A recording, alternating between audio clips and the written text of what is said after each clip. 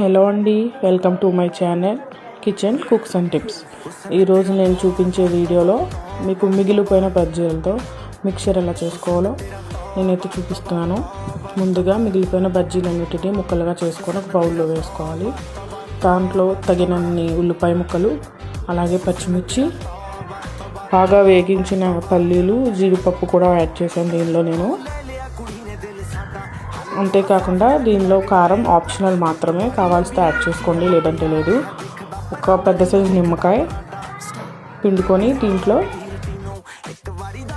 Salt కూడా add చేసుకొని బాగా ప్రెస్ చేస్తూ దీన్ని అయితే కలపాలి.